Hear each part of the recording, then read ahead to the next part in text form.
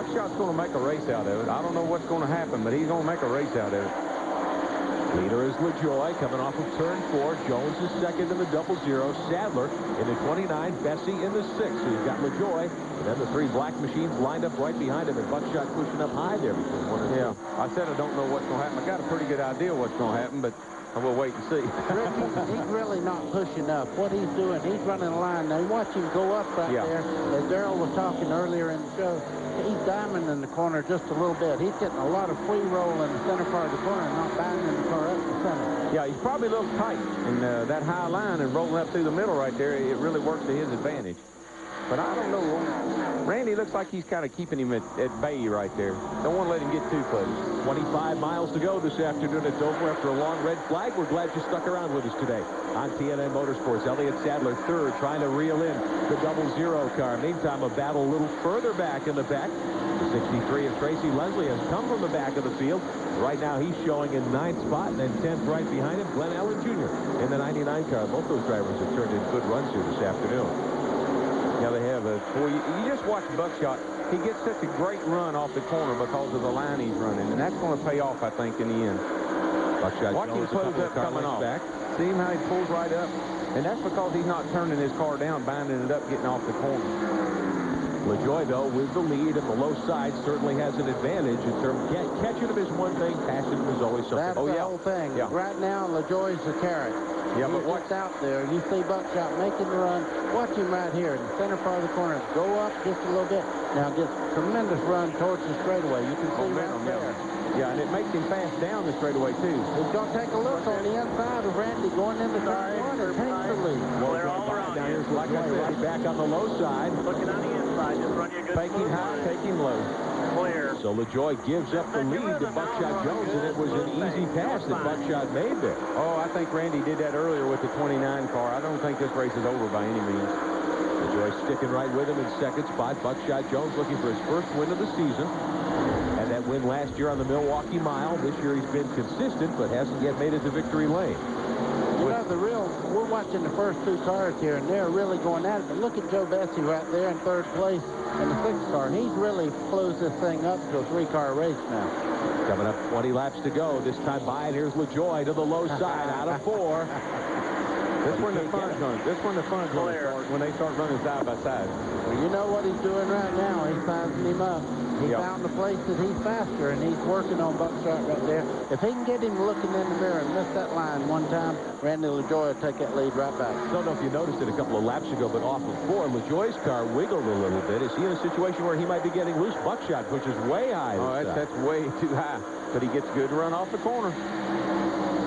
Overdrive the corner now. Yep, don't overdrive it. That's what they're telling him. And that's what LaJoie will do. He'll keep that fender right up there where he keeps seeing it, and he'll try to drive it off in the corner and actually push it up too high. LaJoie is second behind leader Buckshot Jones. Glenn Jarrett, what are they saving in the base motorsports pit? Well, guys, you know, when we were talking to Bertie during that break, he told us that the car was just a little loose on that particular set of tires, and now we're starting to see it come in the longer they run. Randy's keeping the heat on him, but he does have just a little bit of a loose condition. Buckshot's in trouble right now. That car went way out of the groove down there in turn 3 just a second ago. Clear. Look at this. Look at this. Joe Bessey to the inside. Now LaJoie's really in trouble. Bessey gets second away from LaJoie.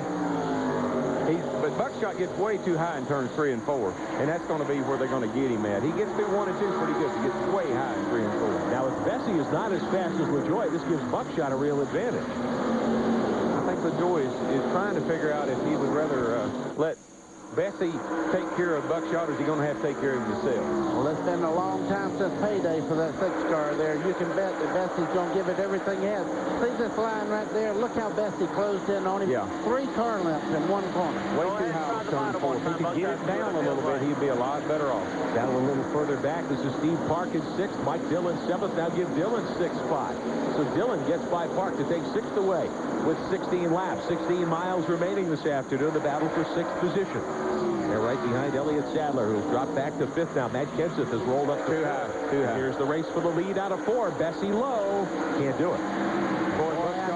So he's closing in inch by inch, and he has some help right now. Randy LaJoie can run low like Bessey can, so those 2 cars are really working him over as they start off turn 2. Buckshot, I knew it. He turns him around.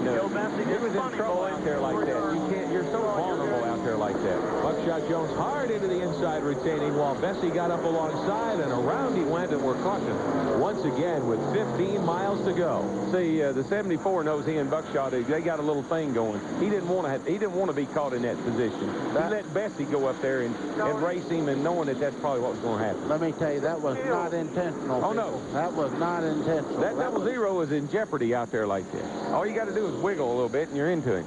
So Buckshot Jones's bid to win his first race in 1997 might come to fruition here today. Jones down in the apron. He'll bring the car around onto pit road with 13 miles to go, our 7th caution period of the afternoon. The double zero just kept getting higher and higher and higher. And it's all right to get out on the outside like that, but you can't. You're giving up too much, and you're making yourself so vulnerable to the guy underneath you. And if you're going to run high, you better stay high. When you start back down, somebody's there. There's nothing you can do. Joe Bessey, meantime, will take the lead for the restart coming up in a few moments. His best finish this year so far, 6th at Nazareth earlier in the season. Let's show it to you again out of turn 2. He never touched him. I'm not sure he even touched him. Never touched him. That was what we were talking about when a car gets directly up under another car. Look at LaJoie got up against the fence too, buddy. I don't know how hard, but he got against the fence a little bit. Look at that cameraman run. Whoa. Buckshot nosed it into the inside retaining wall pretty strongly. Yep. You know, that's the wonderful thing about a good replay. You could see he never touched him. There was 6 inches between the two cars. Yeah. But the force of the air coming off that second car just turned him right on around. When you're up that high and you're coming off the corner, you're carrying a lot of speed, but you're awfully loose right there at that point, too.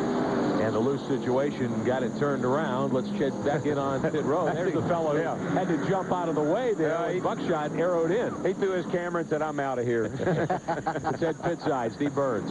Yeah, Buckshot just took his helmet off.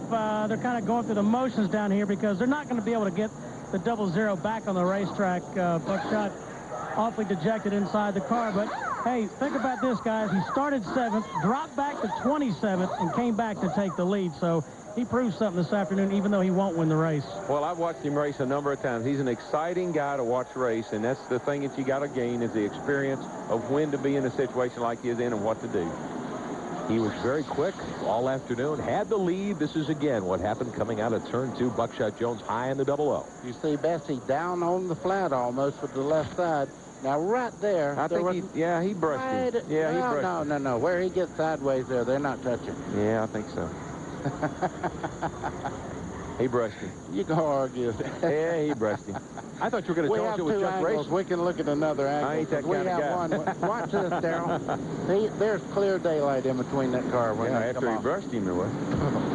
Now, you're right. I think Randy LaJoie may well have scuffed the wall on that move, too, because he was trying to sneak as high as he could to stay away from the carnage there as Buckshot hit the wall in the double zero.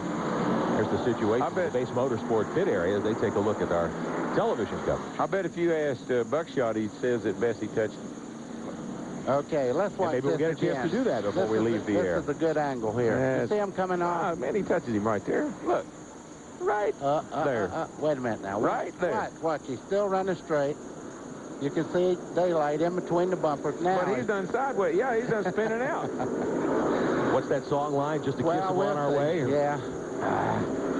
It's awful close. It's awful close. Look at... And LaJoie's the one that really, really almost messed it. This is what happened coming into victory lane for Joe Bessey. This is what Bessey was referring to when he said some people weren't happy with his victory. Some members of Buckshot Jones's team trying to block Bessey's road into victory lane. And Joe kept going. And they had to jump out of the way. Some contact there.